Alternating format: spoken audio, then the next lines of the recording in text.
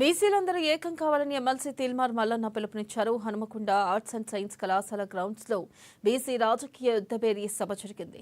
ఈ సభలో భారీగా వివిధ కులాలకు మతాలకు చెందిన నాయకులు పాల్గొన్నారు.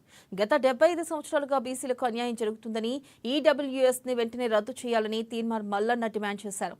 ప్రస్తుతం ఉన్న ప్రభుత్వంలో బీసీలకు సీట్లు తక్కువగా ఉన్నాయని, బీసీలు తమ ఓట్లను వేరే వర్గం వారికి వేయొద్దని సూచించారు. ఇక నుంచి ఓట్లు మనవే, సీట్లు మనవే అని నినదించారు. ఇక దమ్ముంటే రాబోయే స్థానిక ఉపాధ్యాయ ఎమ్మెల్సీ ఎన్నికల్లో బీసీల మీద గెలిచి చూపించండి అంటూ సవాల్ విసిరారు.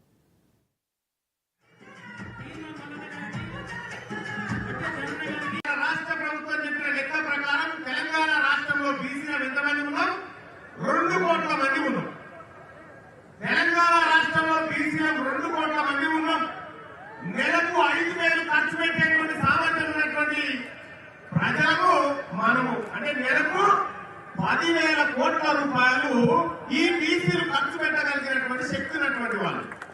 అంటే ఏడాదికి